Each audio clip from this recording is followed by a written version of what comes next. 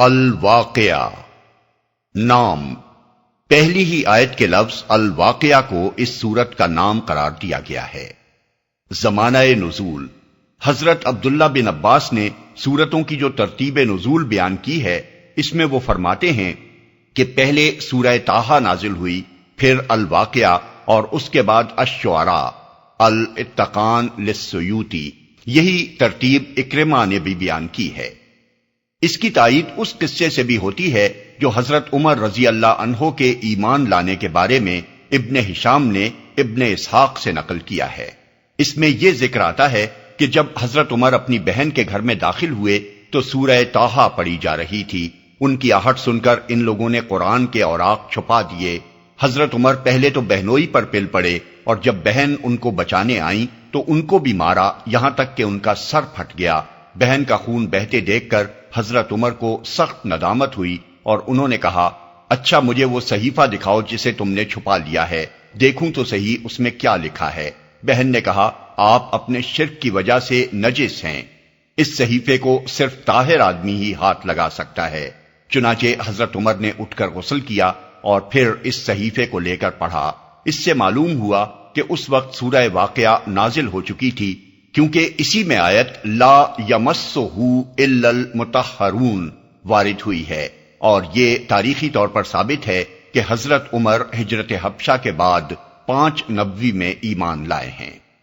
موضوع اور مضمون، اس کا موضوع آخرت، توحید اور قرآن کے متعلق کفار مکہ کے شبہات کی تردید ہے۔ وہ سب سے زیادہ جس چیز کو ناقابل یقین قرار دیتے تھے وہ یہ تھی کہ کبھی قیامت برپا ہوگی جس میں زمین و آسمان کا سارا نظام درہم برہم ہو جائے گا، اور پھر تمام مرے ہوئے انسان دوبارہ جلا اٹھائے جائیں گے اور ان کا محاسبہ ہوگا، اور نیک انسان جنت کے باغوں میں رکھے جائیں گے اور گناہ گار انسان دوزخ میں ڈالے جائیں گے۔ ان کا کہنا یہ تھا کہ یہ سب خیالی باتیں ہیں جن کا عالم واقعہ میں پیش آنا غیر ممکن ہے۔ اس کے جواب میں فرمایا کہ جب وہ واقعہ پیش آ جائے گا اس وقت کوئی یہ جھوٹ بولنے والا نہ ہوگا کہ وہ پیش نہیں آیا ہے، نہ کسی کی یہ طاقت ہوگی کہ اسے آتے آتے روک دے یا واقعہ سے غیر واقعہ بنا دے۔ اس وقت لازماً تمام انسان 3 طبقات میں تقسیم ہو جائیں گے، ایک سابقین، دوسرے عام صالحین،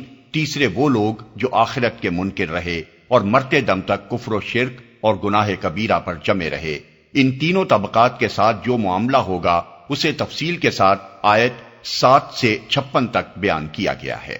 اس کے بعد آیت 57 سے 74 تک اسلام کے ان دونوں بنیادی عقائد کی صداقت پر پے در پے دلائل دیے گئے ہیں جن کو ماننے سے کفار انکار کر رہے تھے، یعنی توحید اور آخرت۔ ان دلائل میں زمین و آسمان کی دوسری تمام چیزوں کو چھوڑ کر انسان کو خود اس کے اپنے وجود کی طرف اور اس غذا کی طرف جسے وہ کھاتا ہے، اور اس پانی کی طرف جسے وہ پیتا ہے، اور اس آگ کی طرف جس سے وہ اپنا کھانا پکاتا ہے توجہ دلائی گئی ہے، اور اسے اس سوال پر غور و فکر کی دعوت دی گئی ہے کہ تو جس خدا کے بنانے سے بنا ہے اور جس کے دیے ہوئے سامان زیست پر پل رہا ہے، اس کے مقابلے میں خود مختار ہونے یا اس کے سوا کسی اور کی بندگی بجا لانے کا آخر تجھے کیا حق ہے؟ اور اس کے متعلق تو نے یہ کیسے گمان کر لیا کہ وہ ایک دفعہ تجھے وجود میں لے آنے کے بعد ایسا عاجز و درماندہ ہو جاتا ہے کہ دوبارہ تجھ کو وجود میں لانا چاہے بھی تو نہیں لا سکتا۔ پھر آیت 75 سے 82 تک قرآن کے بارے میں ان کے شکوک کی تردید کی گئی ہے، اور ان کو یہ احساس دلایا گیا ہے کہ بد نصیبو، یہ عظیم الشان نعمت تمہارے پاس آئی ہے اور تم نے اپنا حصہ اس نعمت میں یہ رکھا ہے کہ اسے جھٹلاتے ہو اور اس سے فائدہ اٹھانے کے بجائے الٹی بے اعتنائی برتتے ہو۔ قرآن کی صداقت پر 2 مختصر سے فقروں میں یہ بے نظیر دلیل پیش کی گئی ہے کہ اس پر کوئی غور کرے تو اس کے اندر ویسا ہی محکم نظام پائے گا جیسا کائنات کے تاروں اور سیاروں کا نظام محکم ہے، اور یہی اس بات کی دلیل ہے کہ اس کا مصنف وہی ہے جس نے کائنات کا یہ نظام بنایا ہے۔ پھر کفار سے کہا گیا ہے کہ یہ کتاب اس نوشتہ تقدیر میں ثبت ہے جو مخلوقات کی دسترس سے باہر ہے۔ تم سمجھتے ہو کہ اسے محمد صلی اللہ علیہ وسلم کے پاس شیاطین لاتے ہیں، حالانکہ لوح محفوظ سے محمد صلی اللہ علیہ وسلم تک جس ذریعے سے یہ پہنچتی ہے اس میں پاک نفس فرشتوں کے سوا کسی کا ذرہ برابر بھی کوئی دخل نہیں ہے۔